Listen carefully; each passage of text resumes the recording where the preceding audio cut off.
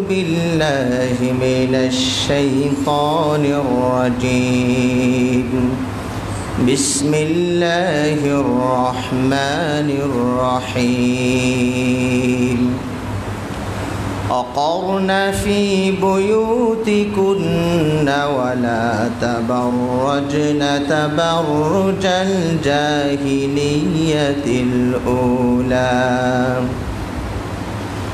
عن ابن عباس رضي الله تعالى عنه قال قال رسول الله صلى الله عليه وسلم لا يخلون رجل بامرأة ولا تسافرن امرأة إلا ومعها محرم متفق عليه الحمد لله সমস্ত প্রশংসা যাবতীয় গুণগান মহান আল্লাহ সুবহানাহু ওয়া তাআলার জন্য, যিনি মানব জাতিকে সৃষ্টি করেছেন এবং কিসে তাদের কল্যাণ কিসে তাদের অকল্যাণ তা বিশদভাবে বর্ণনা করেছেন। সে রব্বুল আলামিনের কৃতজ্ঞতা এবং প্রশংসা জ্ঞাপন করছি আলহামদুলিল্লাহ। অতঃপর অসংখ্য অগণিত ও অজস্র সালাত ও সালাম শান্তির ধারা বর্ষিত হোক আমাদের প্রিয় নবী, সর্বশেষ ও সর্বশ্রেষ্ঠ নবী নবী মুহাম্মদুর রাসূলুল্লাহ সাল্লাল্লাহু আলাইহি ওয়াসাল্লামের প্রতি। সমবেত সম্মানিত মুসল্লিবৃন্দ, আজকের এই পবিত্র খুতবায় আমি আপনাদের সামনে যে বিষয় নিয়ে আলোচনা করার ইচ্ছা পোষণ করি সেটি হচ্ছে সহশিক্ষা একটি সমস্যা। আজকে বর্তমান বিশ্বে, বিশেষ করে আপনার দেশে দৃষ্টিপাত করলেই দেখা যাচ্ছে যে নারী নির্যাতন আস্তে আস্তে বেড়ে চলেছে। শারীরিক নির্যাতন, মানসিক নির্যাতন, এমনকি চারিত্রিকভাবেও তাদেরকে হেনস্থা করা হচ্ছে, লাঞ্ছিত করা হচ্ছে, অপমানিত করা হচ্ছে। বলা হচ্ছে প্রায় প্রতি ঘন্টায় বাংলাদেশে একটি করে অনৈতিক কর্মকাণ্ড, যেটাকে ধর্ষণ বলা হচ্ছে, তা ঘটে যাচ্ছে। এভাবে একটার পর একটা দুর্ঘটনা মাত্রা বেড়ে চলেছে। আসলে এগুলোর কারণ কি? কারণ তো আসলে আমরাই। যখনই স্রষ্টার নিয়ম নীতি লঙ্ঘন করেছি তখনই তার খেসারত আমাদেরকে দিতে হচ্ছে। সৃষ্টি যার, বিধান তার। আল্লাহ রাব্বুল আলামিন পবিত্র কোরআনেও এই কথা বলেছেন, আলা লাহুল খালকু ওয়াল আমরু। সৃষ্টি যার, আদেশ নিষেধও তার হবে। এটা চিরসত্য কথা এবং বাস্তব কথা। একজোড়া জুতাও যিনি বানিয়েছেন তার দিক নির্দেশনা অনুযায়ী আপনাকে পড়তে হয়। ডানেরটা ডানেই পড়তে হয়, বামেরটা বামেই পড়তে হয়। এখানে নিজের কোনো কর্তৃত্ব খাটানো যায় না। এভাবে আশপাশে যত অস্ত্র যন্ত্র বস্তু আছে, ওটাকে যিনি যেভাবে বানিয়েছেন, যেভাবে ব্যবহার করতে বলেছেন, ওইভাবেই ব্যবহার করতে হয়, ওভাবেই চালাতে হয়। প্রাইভেট কার যিনি বানিয়েছেন, কোন গিয়ার দিলে সামনে যাবে, কোন গিয়ার দিলে পিছনে যাবে, কোথায় চাপ দিলে ব্রেক হবে, কোথায় চাপ দিলে গাড়ি যেতে থাকবে, এই দিক নির্দেশনা যিনি তৈরি করেছেন তারটাই মানতে হয়। নিজের ইচ্ছে মতো এখানে কিছুই করা যায় না। একটি মোবাইল আপনি ব্যবহার করছেন, রিসিভ করবেন, সবুজ বোতামে চাপ দিতে হবে। এটা কোম্পানি কর্তৃক ফরজ করে দেওয়া হয়েছে, এখানেই চাপ দিতে হবে, বিকল্প কোনো রাস্তা রাখা হয়নি। কেটে দিতে চাইলে রিসিভ করবেন না মনে হলে লাল বোতামে চাপ দিবেন, এখানেই দিতে হবে, বিকল্প কোনো রাস্তা রাখা হয়নি। এভাবে ব্যাটারি চার্জ দিতেই হবে, বাধ্য আপনি, ফরজ। যেখানে রাখলে নষ্ট হয়ে যাবে, তেলে রাখবেন না, আগুনে রাখবেন না, কারণ পুড়ে যাবে, নষ্ট হয়ে যাবে, ওখানে রাখা হারাম। তাহলে কোম্পানি যে কোনো জিনিস বানাচ্ছে তার দিক নির্দেশনা দিচ্ছে, ক্যাটালগ মানে আপনাকে গাইড দিচ্ছে, এটি বই ধরিয়ে দিচ্ছে, হ্যাঁ ওইভাবেই এটাকে চালাতে হয়। তো মানুষকে যিনি সৃষ্টি করেছেন তাহলে এই মানুষগুলোর কিসে কল্যাণ কিসে অকল্যাণ এর দিক নির্দেশনা কে দিবেন? যিনি সৃষ্টি করেছেন তিনিই দিবেন। কি খেলে কল্যাণ কি খেলে অকল্যাণ এটা উনিই দিবেন। কোন কাজটা তার জন্য ভালো কোন কাজটা তার জন্য মন্দ এটা উনিই দিবেন। যিনি সৃষ্টি করেছেন তিনিই দিবেন। তো তার নীতিতে যখনই আমরা লঙ্ঘন করি তখনই দুর্ঘটনা ঘটবে। ঠিক মানবের তৈরি যে বস্তুগুলো উনি যেভাবে দিক নির্দেশনা দিয়েছেন সেটা না করলেও দুর্ঘটনা ঘটবে। আপনি গাড়ি চালাচ্ছেন, ব্রেকের দরকার, আপনি ব্রেকের চাপ না দিয়ে যদি ওই যেখানে চাপ দিলে গাড়ি সামনের দিকে যায় ওখানে চাপ দিয়ে দেন তাহলে তো দুর্ঘটনা ঘটবেই। যেখানে যাওয়ার কথা না গিয়ে ব্রেকে চাপ দিয়ে বসে থাকলে পিছনে গাড়ি এসে আপনাকে মেরেই দিবে হয়তো। তাহলে এই মানব রচিত তৈরি বস্তু যেমন তাদের দিক নির্দেশনা মতো চালাতে হয় চলতে হয়, ঠিক আল্লাহর সৃষ্টি ওইভাবেই চালাতে হবে যেভাবে তিনি আমাদেরকে দিক নির্দেশনা দিয়েছেন। আজ বর্তমানে নারীদের প্রতি যে জুলুম অত্যাচার শুরু হয়েছে কারণগুলো কি? আপনি কোরআন এবং হাদিস একটু পড়াশোনা করুন, অধ্যয়ন করুন, দেখুন কতগুলো নিয়ম নীতিতে আমরা লঙ্ঘন করেছি। তার খেসারত তার ফলাফল তো আমাদেরকেই দিতে হবে। অসংখ্য অনিয়ম আমরা এখানে করেছি। যদিও আমি বিষয়টি কিছুটা নির্দিষ্ট করে ফেলেছি যে এই শব্দের সাথে আমরা বেশি পরিচিত, সহশিক্ষা। আসলে সহশিক্ষা বলতে বোঝানো হচ্ছে সহ অবস্থান, নারী পুরুষের সহ অবস্থান, যেখানে তাদের অনুমতি যিনি সৃষ্টি করেছেন তিনি দেননি। যিনি সৃষ্টি করেছেন যে জায়গায় অবস্থানের অনুমতি সৃষ্টিকর্তা দেননি, আবিষ্কারক দেননি, সেই জায়গায় এখানে অবস্থান করা যাবে।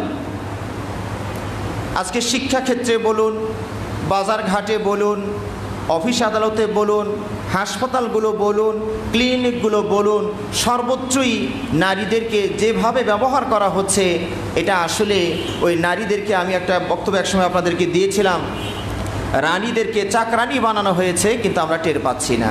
স্লোগানগুলো উল্টা করে দেওয়া হয়েছে। আমি এর আগেও একটা বক্তব্য আপনাদেরকে দিয়েছিলাম যে নারীদের বিষয়ে কোরআন এবং হাদিস যে দিক নির্দেশনাগুলো দিয়েছে সেগুলোকে উল্টো করে উপস্থাপন করা হয়েছে আপনাদের সামনে।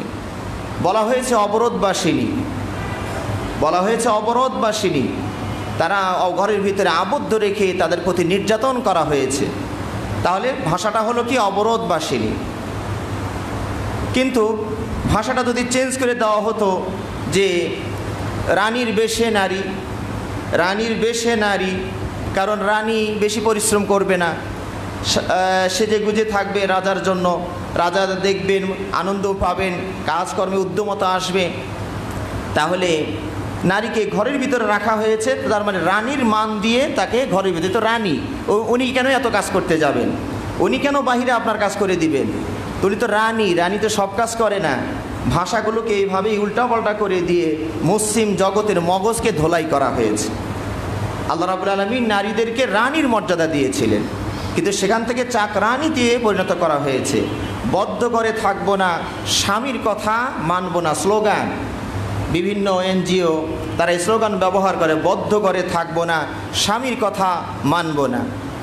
তাহলে কোথায় থাকবেন? উন্মুক্ত রাস্তাঘাটে হয়তো থাকার কথাই বলেছিলেন, কিন্তু তাও তো হলো না। সেই গিয়ে আবার বসের বদ্ধ ঘরে ঢোকা লাগলো, অফিস আদালত বসের বদ্ধ ঘর। তা আবার ওখানে হলো কি? বদ্ধ ঘরে থাকবো, বসের কথা মানব। স্লোগানটা তো এরকম হয়ে গেল এখন। তা আল্লাহটা মানবো না কিন্তু মানুষেরটা মানব। দুর্ঘটনাতে এখানেই ঘটবে ভাইয়েরা। আসলে কি পরিমাণ যে চারিত্রিক অবক্ষয় বর্তমান সমাজে চলছে তা যারা আমার চেয়ে বেশি অবগত আছেন তারা তো বুঝছেন, হয়তো বা বুকটা ফেটে যাচ্ছে, করার কিছুই থাকছে না। কোনোটা প্রকাশ পেয়ে যাচ্ছে, কোনোটা প্রকাশ ছাড়াই চলছে। এই সব অনিয়মের মূল কারণ হলো আমরা আল্লাহর নিয়মকেও অমান্য করেছি। শিক্ষা জাতির মেরুদণ্ড বলা হয়, কিন্তু সেই শিক্ষাই যদি আমার আপনার চরিত্রকে ধ্বংস করে দেয় তাহলে এই শিক্ষা দিয়ে আপনি দুনিয়ার বিল্ডিং কি গড়ে কি লাভ হবে, যে শিক্ষার কারণে আপনাকে জাহান্নামের আগুনে জ্বলতেও হতে পারে। তাহলে আমার এই দালান কোঠা, এই মুসাফিরের জীবন, কয়দিন এখানে আছি, গাছপালা থাকলেও তো কারো জীবন চলে যাচ্ছে। এত পরিপাটি, এত ধনী, এত অর্থ সম্পদ ছাড়াও তো কিছু মানুষ এই পৃথিবীতে বসবাস করে, তারাও তো খেয়ে পড়ে চলে যাচ্ছে এই জগৎ থেকে। তাহলে আমরা আমরা যে লাভটা ক্ষণস্থায়ী সেদিকে দৃষ্টিটাকে বেশি করে দিয়েছি, যে লাভটা আমার চিরস্থায়ী সেটাকে আমরা দৃষ্টির আড়ালে রেখে দিয়েছি ও কল্পনারও বাইরে ফেলে দিয়েছি। আল্লাহ আমাদেরকে বোঝার তৌফিক দান করুন, আমিন। হ্যাঁ, আমরা নারীদেরকে শিক্ষা দিব। প্রথমত শিক্ষা তো দুই প্রকার হয়ে থাকে, একটি হচ্ছে দ্বীনি শিক্ষা, আরেকটি হচ্ছে দুনিয়াবি শিক্ষা। দ্বীনি শিক্ষা একটা নারী পুরুষ সবার উপরে ওইটুকু ফরজ যেটুকু অর্জন না করলে তার ফরজ ইবাদত পালন করতে সক্ষম হবেন না, বিশেষ করে ফরজে আইন যেগুলো। এই জন্য আল্লাহ নবী সাল্লাল্লাহু আলাইহি ওয়াসাল্লাম বলছেন তলাবুল ইলমি ফারিয়্যা আলা কুল্লি মুসলিম। যদিও কোনো বর্ণনায় আলা কুল্লি মুসলিম ওয়া মুসলিমা শব্দটা এসেছে, নারীর কথাও বিশেষ করে উল্লেখ করা হয়েছে, ওই হাদিসটি দুর্বল, জয়ীফ। তো ওটার দরকার হয় না, কারণ আপনারা জানেন যে শরীয়ত সবসময় পুরুষকে সম্বোধন করলেও নারী তার ভিতরে অন্তর্ভুক্ত থাকে। তো আল্লাহ নবী সাল্লাল্লাহু আলাইহি ওয়াসাল্লাম বলছেন তলাবুল ইলমি ফারিয়্যা আলা কুল্লি মুসলিম। এই মুসলিম মানেই নরনারী, এর মাঝেই আছে, আলাদা শব্দ যোগ করার দরকার হবে না। তাহলে নরনারী সবার উপরে বিদ্যা অর্জন করা ফরজ হয়ে গেল। যে বিদ্যা অর্জন না করলে ফরজটা তিনি পালন করতে পারবেন না, ওইটুকু অর্জন করা প্রত্যেক নারী পুরুষের উপরে ফরজ। দ্বিতীয় যে বিষয়টি থাকে সেটা হচ্ছে দুনিয়াবি শিক্ষা। এই দুনিয়াবি শিক্ষাগুলো আমরা আমাদের ছেলেদেরকে দেই। এটার একটা যৌক্তিক কারণ আছে যে একটা ছেলে তিনি যেহেতু একটা পরিবারের হর্তাকর্তা হবেন, তাকে যেহেতু নিজেকেও চলতে হবে আর একটা পরিবারও তাকে চালাতে হবে, উনি যখন ড্রাইভার, তো ওনাকে এই বিষয়গুলো অর্জন করতে হবে যাতে করে উনি নিজে চলতে পারেন, ওনার পরিবার পরিজনকে নিয়ে উনি ভবিষ্যতে চলতে পারেন, সচ্ছলভাবে একটু চলতে পারেন। এই টার্গেটই তো আমরা আমাদের ছেলেদেরকে পড়াশোনা করাই। আমরা নারীদেরকে দুনিয়াবি শিক্ষাগুলো কেন দেই? হয়তোবা একই যুক্তির কথা আপনারা বলবেন, যে কারণ তো ওইটাই যে আমার মেয়ে পড়াশোনা করবে, স্বাবলম্বী হবে, এরপরে কি উনি কি একটা পরিবার চালাবেন, এটা কি টার্গেট নিয়েছেন নাকি? এটা তো ছেলের বেলায় নিয়েছিলেন, তো ওনাকে এখানে কি টার্গেটটা নিলেন? কয় না একটু শিক্ষার তো দরকার আছে, ছেলে মেয়ে মানুষ করার জন্যও তো কিছু দরকার আছে। হ্যাঁ, যুক্তি তো সবগুলোই ভালো, কিন্তু আমার মনে হয় আপনার বাস্তব অভিজ্ঞতায় দেখুন তো যে কয়জন শিক্ষিত মানুষ নিজে তার ছেলে মেয়েকে গড়াতে পেরেছেন, কয়জন শিক্ষিত মানুষ নিজের ছেলে মেয়েকে নিজেই পড়াশোনা করাতে পেরেছেন। ওই হাতে খড়িয়া ক খ গ ওই শুয়ে বসে যেটুকু পেরেছেন ওইটুকুই, সব তো শিক্ষিকা আর শিক্ষকের কাছে দিয়ে দিতে হয়, প্রাইভেট দিয়ে দিতে হয়, স্কুলে পাঠাতে হয়। বাবা মা ছেলে মেয়েকে পড়াশোনা করিয়ে মানুষ করতে পেরেছেন। এটা আগের যুগে কিছুটা থাকলেও বর্তমান যুগে এটা অনেকটাই সুদূর পরাহত বিষয় হয়ে গিয়েছে। তাহলে আমরা একটা মেয়েকে দুনিয়াবী শিক্ষা কেন দিলাম? আমার কাছে যেন মনে হয় একটা লুকায়িত টার্গেট উদ্দেশ্য সবার মনের ভিতরে আছে, কিন্তু প্রকাশ করতে লজ্জাবোধ করি। সেটা হলো যে আমি আমার মেয়েকে দুনিয়াবী শিক্ষা এই জন্য দিলাম যে ওকে এমন একটা পাত্রের হাতে আমি তুলে দিব যে পাত্রটা অক্ষম হবে, ও এটারে চালাইতে পারবে না। তো না চালাইতে পারলে কি হবে, ও যেন নিজেই চলতে পারে, এই জন্য ওকে ওই পড়াটা দিলাম না। তাছাড়া আর কি উদ্দেশ্য থাকতে পারে বলুন তো দেখি? তাহলে আপনার মেয়েকে আপনি পড়াশোনা করাচ্ছেন, টার্গেট কি? এমন একটা ছেলের হাতে তুলে দিবেন যে ছেলে এটাকে চালাইতে পারবে না, অথবা ধরে নিয়েছেন যে যদি ছেলেটা মারা যায় তাহলে যেন আমার মেয়েটা আমার নিজের কামাই করে নিজেই খেতে পারে, এই জন্য হয়তো আর একটা টার্গেট আপনার থাকতে পারে। কিন্তু বেশিরভাগ টার্গেটই হলো যে আমার মেয়ে যেন স্বাবলম্বী হতে পারে, তার মানে স্বামীর অধীনে যেন থাকা না লাগে, স্বামীর কথা যেন সহ্য করা না লাগে। দুটো কথা বলবে, উনিও তো চাকরি করেন, উনিও তো কামাই করেন, তোমার কমান্ড কেন মানবেন? যেন স্বাবলম্বী হতে পারে। স্বাবলম্বী মানেই স্বামীর কমান্ড যেন কম মানতে হয়, উনি স্বয়ংসম্পূর্ণ, বেশি কথা কবা চলে যাব, আমি নিজেই তো কামাই করি, কত ছেলে আমার পিছনে আসবে, সমস্যা নেই। এই জন্য অহরহই দুর্ঘটনা ঘটে যাচ্ছে। আজকে আপনার সমাজের দিকে চেয়ে দেখুন তো, যে মেয়েরা হয়তো বা ব্যতিক্রম থাকতেই পারে, আমার কথাগুলো সব ক্ষেত্রে যে একভাবে নেবেন তা নয়, কিছু ব্যতিক্রম সব কথারই আছে। তো আমি আমার সমাজের, আমি আমার দেশের, আমি আমার এলাকার কিছু চিত্র এমন দেখেছি, আমি সব চিত্র বলছি না, কিছু চিত্র এমন দেখেছি যে সকল পরিবারের মেয়েরা চাকরি করছেন তাদের বেশিরভাগ ছেলেরাই ঘরে বসে আছে, ঘরে বসে তারা কামাই করতে যান না। ওই স্ত্রী গেছেন কাজ করতে, উনি ঘরে বসে রান্নাবাড়া করছেন, ছেলে মেয়ে দেখাশোনা করছেন, আর স্ত্রী গেছেন কামাই করতে। বাংলাদেশে কি এই পরিমাণ চাকরির খাত আছে? যে পরিমাণ আমরা শিক্ষা খাতে ঝাঁপিয়ে পড়েছি ওই পরিমাণ এই ছেলে মেয়েগুলো পড়াশোনা করে যদি বের হয়, এই পরিমাণ কি চাকরির কোনো পোস্ট আছে? এই পরিমাণ তো পোস্ট নাই। শুধু যদি ছেলেরাই পড়াশোনা করত তাহলেই তো যথেষ্ট হয়ে যায়। যে কটা পোস্ট আছে ওই কটা পোস্ট নিয়ন্ত্রণের জন্য তো ছেলেগুলোই যথেষ্ট ছিল। এবং আপনি হয়তোবা আমার কথা অন্যভাবে নেবেন, এক একটা ছেলেকে আল্লাহ রাব্বুল আলামিন 4টা মেয়ে পালন করার যোগ্যতা দিয়েছেন, অ্যাভারেজে আর কি। তো একটাও কি পালন করতে উনি পারবেন না? যাকে 4টা পর্যন্ত যোগ্যতা দিলেন, 4টা মহিলা তিনি লালন পালন করবেন, এই 4টা থেকে যা উৎপাদন আসবে আরও 4 5 20টা, আরও 4 4 40টা হতে পারে, 4 10 40টা হয়ে যেতে পারে। তাহলে ওই 4টা আরও তাদের থেকে যে উৎপাদন আসবে আরও 10টা 15টা 20টা, এই পর্যন্ত চালানোর যোগ্যতা তো আল্লাহ পুরুষকে দিয়ে রেখেছিলেন। কিন্তু আমরা সেই শক্তি তো ব্যবহার করি না, আমরা সেই শক্তি তো ব্যবহার করছি না, যার কারণে নিজেও অক্ষম মনে করছি, আবার ওই অক্ষম আরেকটাকে দিয়ে চাকরি করিয়ে কামাই করে নিচ্ছি। এমনও কথা শোনা যাচ্ছে যে 2 জন চাকরি করেই হয় না।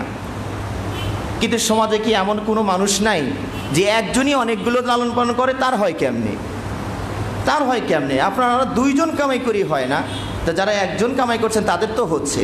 হ্যাঁ, আপনি একজন পুরুষ, বিশেষ করে যারা এখনও দাম্পত্য জীবনে প্রবেশ করেননি, আমি সে সকল ভাইদেরকে উদাত্ত আহ্বান জানাই, হিম্মতটাকে মজবুত করুন, সাহসটাকে বৃদ্ধি করুন, যে আমি আমার স্ত্রীকে দিয়ে কোনোদিনও অন্যের অফিসে পাঠাবো না, আমি আমার স্ত্রীকে রাস্তাঘাটে পাঠাবো না, আমি আমার স্ত্রীকে দিয়ে অন্য কারো সেবা করাবো না।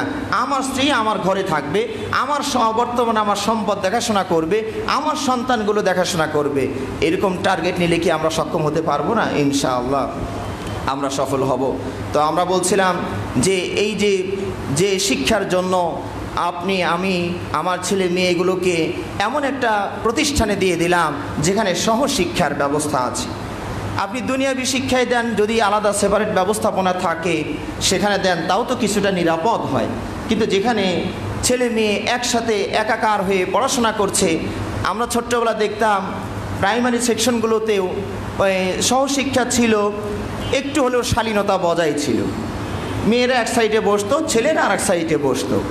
এবং কোনো মাদ্রাসায় দেখা গেল যে ছেলে মেয়ে একসাথে ক্লাস করে, কিন্তু মেয়েদের জন্য একটা কমন রুম ছিল।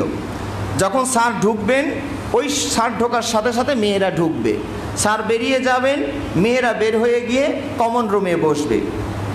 আবার আরেক স্যার আসবেন, ওনার পিছনে পিছনে মেয়েরা আসবে, যাতে করে পরস্পরে কোনো উত্ত্যক্ত কেউ করতে না পারে, সম্পর্ক স্থাপন করতে না পারে, এইটুক নিরাপত্তা একসময় নেওয়া ছিল। কিন্তু এখন কি অবস্থা? এখন সিট কার কোনটা কোনো নির্ধারিত নাই। একটা ছেলের পিছনের পাশে একটা মেয়ে বসবেন, এটা অধিকার তার, এখানে কেউ কিছু বলার নাই, করারও নাই।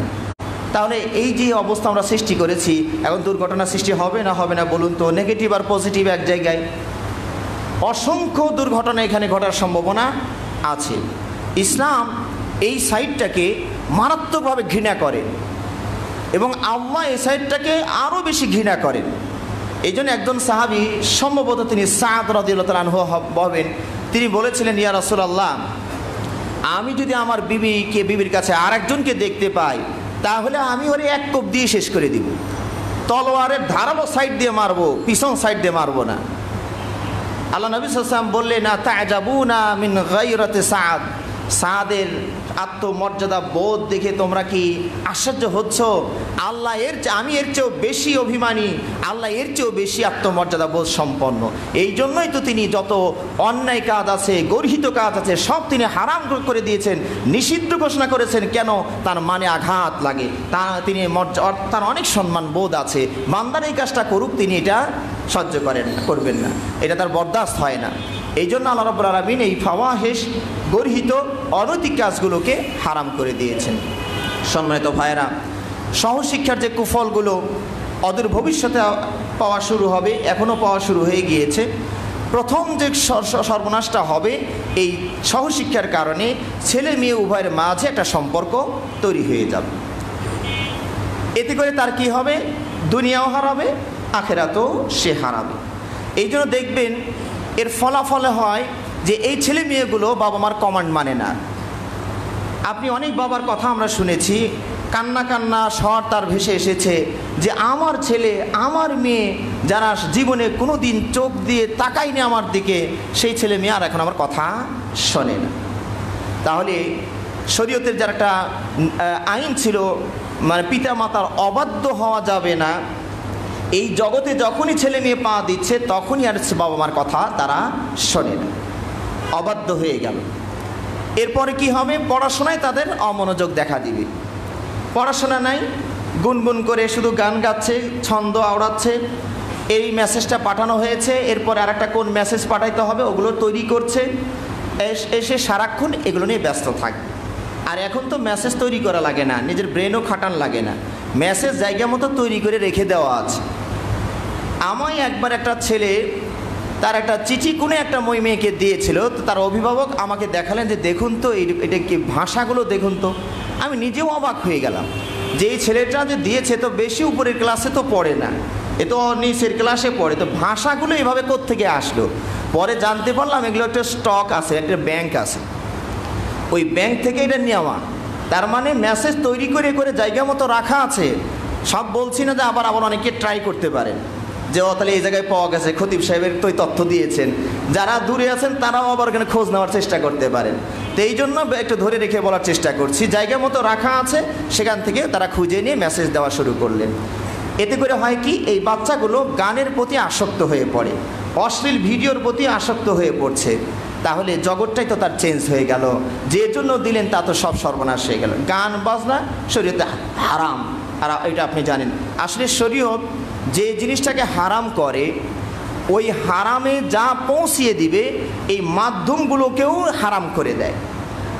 শরীয়ত ব্যভিচারকে হারাম করে দিয়েছে, যত আয়োজন আছে এগুলোকে ওখানে নিয়ে যেতে পারে এই সবগুলো রাস্তা বন্ধ করে দিয়েছে। ডক্টর জাকির নায়েকের বক্তব্য যারা শুনেছেন তারাও জানেন যে তিনি বলেছিলেন, তাকে যখন প্রশ্ন করা হলো যে সব ধর্মই তো ভালো কথা বলে, কোনো ধর্ম তো চুরি করতে বলে না, কোনো ধর্ম তো খুন করতে বলে না, তা আপনি কেন শুধু ইসলামকে এত হাইলাইট করার চেষ্টা করেন? সব ধর্মের পক্ষে কেন আপনি বলেন না? তখন তিনি যে উত্তরটা দিয়েছিলেন, আমার যদি বলতে ভুল না হয় তাহলে উত্তরটা এরকমই ছিল যে হ্যাঁ, আপনার কথা সঠিক যে সব ধর্মই প্রায় সব ধর্মই ভালো কথাই বলে, মন্দ কাজ থেকে বিরত হওয়ার কথা বলে, কিন্তু ওই মন্দ কাজ থেকে বিরত হওয়ার যে ব্যবস্থাপনা এটা অন্য ধর্ম দেয় না, এটা শুধুমাত্র ইসলাম দেয়। সুবহানাল্লাহি ওয়া বিহামদিহি সুবহানাল্লাহিল আযীম। তো দেখুন, এই ব্যভিচার জাতীয় অনৈতিক ধর্ষণ উত্তক্ত এই জিনিসটা যেন সৃষ্টি না হয়, আল্লাহ হারাম করে দিয়েছেন। এর যে যতগুলো মাধ্যম আছে, ইনশাআল্লাহ আমি হয়তো আগামী জুমায় চেষ্টা করব ওই মাধ্যমগুলো যে আল্লাহ কি যেটা ওই জায়গায় যাওয়ার যে রাস্তাগুলো, এগুলো কিভাবে আল্লাহ বন্ধ করে দিয়েছেন সেই বিষয়গুলো ইনশাআল্লাহ আগামীতে তুলে ধরার চেষ্টা করব ইনশাআল্লাহ। তা ইসলাম মূলটাকে হারাম করার পর ওখানে যা পৌঁছিয়ে দিবে ওগুলো মাধ্যম, ওয়াসাইল যেটাকে আরবিতে বলা হয়, মাধ্যমগুলোকেও হারাম করে দিয়েছে। এরপরে ছেলে মেয়েগুলোর অবস্থা দেখবেন, এদের পড়াশোনায় আর মন বসছে না, রেজাল্ট খারাপ হওয়া শুরু করে দিয়েছে। আগে তো ভালো ছিল, এখন তো আস্তে আস্তে খারাপ হয়ে যাচ্ছে। আপনাকে বুঝতে হবে এরকম কোনো একটা সমস্যা তাদের হয়ে গিয়েছে। সম্মানিত ভাইয়েরা, আমেরিকার বিদ্যালয়গুলোর পর্যবেক্ষণ করে যে তথ্য বিশেষজ্ঞরা অর্জন করেছেন তার মধ্যে হচ্ছে এই শহর শিক্ষার কারণে অনিয়মের সন্তান বেড়ে গিয়েছে, তাদের গর্ভবতী হওয়া সংখ্যা বেড়ে গিয়েছে। তাদের গবেষণা মতে 16-র নিচে যে মেয়েগুলোর বয়স প্রায়ই গর্ভবতী হয়ে গিয়েছে। এবং আরেকটি পরিসংখ্যান বলছেন যে আমেরিকার একটা উচ্চ মাধ্যমিক প্রতিষ্ঠান, আরবিতে থানবিয়া বলা হয়, থানবিয়া বলতে আরব দেশের ভাষায় 11তম ক্লাসকে বোঝায়, 10ম অথবা একাদশ ধরুন, একাদশ শ্রেণী পর্যন্ত যে মেয়েরা পড়াশোনা করে, এই গবেষণায় দেখা গিয়েছে যে 48%, শতকরা 48, তার মানে অর্ধেকই ধরুন, অর্ধেক, এই শতকরা 48% মেয়েরা গর্ভবতী হয়ে গিয়েছে। স্বেচ্ছায় কেউ হয়েছে, কাউকে জোর করে গর্ভবতী করানো হয়েছে। এইভাবে দেখুন এই জাতি অধঃপতনের দিকে কিভাবে ধেয়ে চলছে।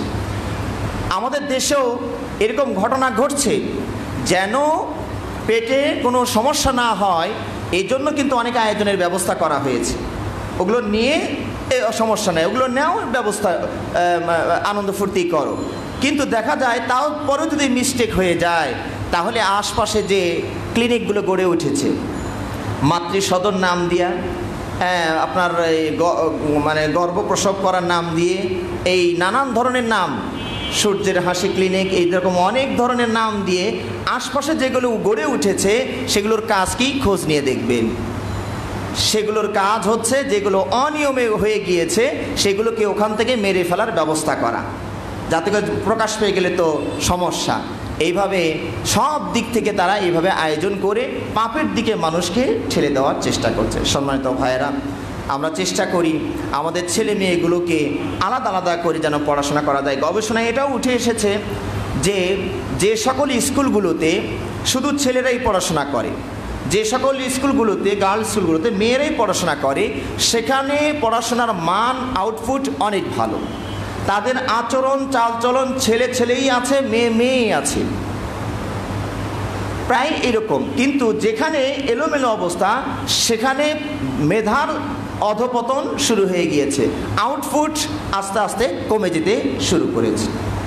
এই জন্য আমরা চেষ্টা করি আমাদের ছেলে মেয়েগুলোকে আমরা যেন নিয়মের ভিতরে রেখে দুনিয়াবী শিক্ষা যতটুকু না দিলেই নয়, ওইটুকুর ভিতরে সীমাবদ্ধ থাকার চেষ্টা করি। আল্লাহ রাব্বুল আলামিন আমাদের সবাইকে তৌফিক দান করুন, আমিন। ওয়া আখিরু দাওয়ানা আলহামদুলিল্লাহি রাব্বিল আলামিন।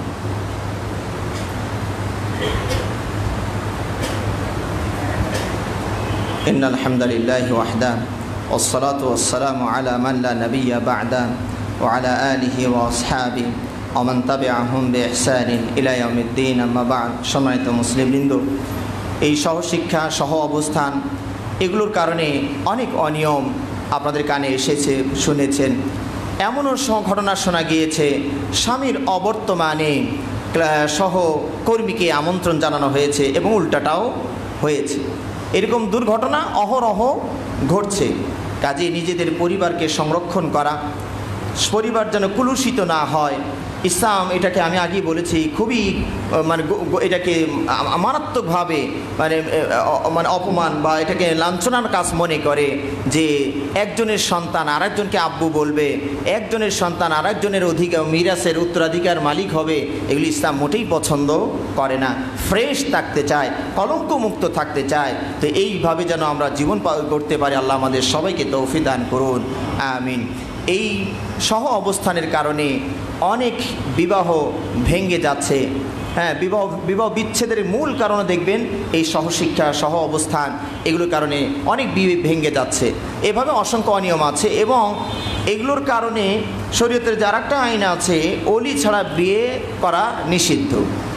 আল নিকাহ বেগাইরি ওলি, ওলি ছাড়া বিয়ে শরীয়তে জায়েজ না। আইয়ুমা ইমরাতিন নাকাহাত বেগাইরি ওলিয়িহা ফানিকাহুহা বাতিলুন বাতিলুন বাতিল। আল্লাহ নবী সাল্লাল্লাহু আলাইহি ওয়াসাল্লাম বলছেন, যে মেয়ে নিজেকে ওলি ছাড়া বিয়ে দিল, ওলি বলতে মানে বাবা না থাকলে দাদা, দাদা না থাকলে ভাই, এইভাবে রক্তের সম্পর্ক যারা, তারাই শুধু সিরিয়াল অনুযায়ী তাও আসবেন, ওভারটেকও করা যাবে না। বাবা থাকতে ভাই বিয়ে দিয়ে বসে থাকবেন, তাও হবে না। হ্যাঁ, তো বাবা অনুমতি দিলে তিনি দিতে পারবেন। যা হোক, সিরিয়াল এইভাবে আছে। তো এই ওলি ছাড়া বিয়ের কিন্তু এখন সয়লাভ হয়ে যাচ্ছে, শরীয়তে এটা নিষিদ্ধ। তো এইভাবে সহ অবস্থানের কারণে অসংখ্য অনিয়ম জটিলতা আমাদের সমাজে এসে যাচ্ছে। আল্লাহ রাব্বুল আলামিন আমাদেরকে ওগুলো থেকে নিজেদেরকে বেঁচে থাকার এবং পরিবার পরিজন আত্মীয় স্বজনকেও যেন একটু বলে বুঝিয়ে বেঁচে রাখা যায়, এই তৌফিক আল্লাহ আমাদের সবাইকে দান করুন, আমিন। আল্লাহুম্মা সাল্লি আলা মুহাম্মাদ ওয়া আলা আলি মুহাম্মাদ কামা সাল্লাইতা আলা ইব্রাহিম ওয়া আলা আলি ইব্রাহিম ইন্নাকা হামিদুম মাজিদ। اللهم بارك على محمد وعلى آل محمد كما باركت على إبراهيم وعلى آل إبراهيم إنك حميد مجيد. اللهم أعز الإسلام والمسلمين، اللهم أعز الإسلام والمسلمين، أخذل الكفرة الفجرة اليهود والمشركين، اللهم دمر ديارهم وشتت شملهم ومزق جمعهم، اللهم انصرنا فإنك خير الناصرين، اللهم انصرنا فإنك خير الناصرين. আমাদের মাঝে অনেকে অসুস্থ আছেন। আমাদের এক ভাই বলেছেন তার স্ত্রী মেয়ে ক্যান্সারে আক্রান্ত, এরকম আরও আমরা অনেকেই অসুখে আক্রান্ত আছি। আল্লাহ রাব্বুল আলামিনের কাছে আমরা খাস দিলে দোয়া করি, আল্লাহ রাব্বুল আলামিন আমাদেরকে সুস্থ করে দিন। আল্লাহ রাব্বুল আলামিন, আল্লাহ আইয়ুব আলাইহিস সালাম অসুস্থ হয়েছিলেন, যে দোয়াটা বলেছিলেন আমি আপনাদের সবাইকে বলবো, সেই দোয়াটা বেশি বেশি বলা, রব্বি আন্নি মাসসানিয়াদ দুররু ওয়া আনতা আরহামুর রাহিমিন, রব্বি আন্নি মাসসানিয়াদ দুররু ওয়া আনতা আরহামুর রাহিমিন। এই যে আইয়ুব আলাইহিস সালাম জটিল রোগে আক্রান্ত ছিলেন, পরীক্ষায় পড়েছিলেন, সম্পদ হারিয়েছিলেন, পরিবার হারিয়েছিলেন, রাজ্য হারিয়েছিলেন, ফকির হয়ে গিয়েছিলেন, একদম জঙ্গলে জঙ্গলে তাকে ঘুরতে হয়েছে। আল্লাহ রাব্বুল আলামিন এই দোয়া বরকতে সুস্থ করে দিয়েছেন, আলহামদুলিল্লাহ। সহায় সম্পদ আবার ডবল ডবল করে ফেরত দিয়েছেন, আলহামদুলিল্লাহ। তো এই দোয়াটা আমরা বেশি বেশি পড়ব, যারাই আক্রান্ত হয়েছি অসুখে বিসুখে এই দোয়াগুলো বেশি বেশি পড়ব। অনেকেই মারা গিয়েছেন, ইতিমধ্যে আমাদের কাছে সংবাদও এসেছে করোনায় আক্রান্ত হয়েও বেশ কিছু ভাই মারা গিয়েছেন। তবে আরেকটি কথা আপনাদের না বললেই নয়, আমরা যে করোনায় অনেকটাই বেশি আতঙ্ক করি, বিষয়টা এমনটি নয়। যেমন যদি তথ্যটা নির্ভর হয়ে থাকে, কর্তৃপক্ষ তারা বলছেন যে বাংলাদেশে মৃত্যুর হার 2400 মতো, 2400 দৈনিক মৃত্যুর হার 2400, জন্মের চেয়ে বেশি মৃত্যুবরণ করে 2400। তো কর্তৃপক্ষ বলছেন যে করোনার কারণে বাংলাদেশে মৃত্যুর হার 2400 এটা ওভারটেক করে নাই, কিন্তু অপপ্রচারটাই হয়েছে বেশি। তো 2400-র ভিতরে ধরুন 50 জন যদি করোনায় মারা যায়, আর 2350 জন কিসে মারা যায়, তাহলে আরও অনেক অসুখ বিসুখ আছে, অসুখ বিসুখের তো শেষ নাই। তারপরও আমরা সতর্কও থাকবো, চেষ্টা করব। এর মানে এটা নয় যে তাকদির উপরে বিশ্বাস করে আপনি ট্রেনের নিচে মাথা দিয়ে দিবেন আর বলবেন মরণ না থাকলে আমি মরবো না। এটা তো করতে আল্লাহ মানা করে দিয়েছেন, ওয়ালা তুলকু বিআইদিকুম ইলা তাহলুকা, নিজেকে ধ্বংসের দিকে ঠেলে দিও না। তাই নিজেকে কেন আপনি ধ্বংসের দিকে ঠেলে দিবেন, এটাও আল্লাহ মানা করে দিয়েছেন। আল্লাহ রাব্বুল আলামিন আমাদের মাঝে যারা অসুস্থ আছেন তাদের সুস্থ করে দিন। যারা ইতিমধ্যে আমাদের কাছ থেকে বিদায় নিয়ে চলে গেছেন, আল্লাহ তাদের ভুল ত্রুটি গুনাহ খাতাগুলো মাফ করে তাদের কবর আযাবকে মাফ করে দিন, তাদের কবরটাকে জান্নাতের টুকরায় পরিণত করুন। আল্লাহ আমাদের ছেলে মেয়েদেরকে চরিত্রকে সংরক্ষণ করুন। আল্লাহ রাব্বুল আলামিন তারা যেন সামনে উত্তম ভালো প্রজন্ম গড়তে পারে, গড়ে উঠতে পারে, তৌফিক আল্লাহ তাদেরকেও দান করুন। আল্লাহ আমাদের বাবা মাকে আরও বেশি বেশি সতর্ক হওয়ার তৌফিক দান করুন। আল্লাহুম্মা সাল্লি আলা মুহাম্মাদ ওয়া আলা আলি মুহাম্মাদিন কামা সাল্লাইতা আলা ইব্রাহিম ওয়া আলা আলি ইব্রাহিম ইন্নাকা হামিদুম মাজিদ। আল্লাহুম্মা বারিক আলা মুহাম্মাদ ওয়া আলা আলি মুহাম্মাদ কামা বারাকতা আলা ইব্রাহিম ওয়া আলা আলি ইব্রাহিম ইন্নাকা হামিদুম মাজিদ। সুবহান রাব্বিকা রাব্বিল ইজ্জাতি আম্মা ইয়াসিফুন ওয়া সালামুন আলাল মুরসালিন ওয়া আলহামদুলিল্লাহি রাব্বিল আলামিন।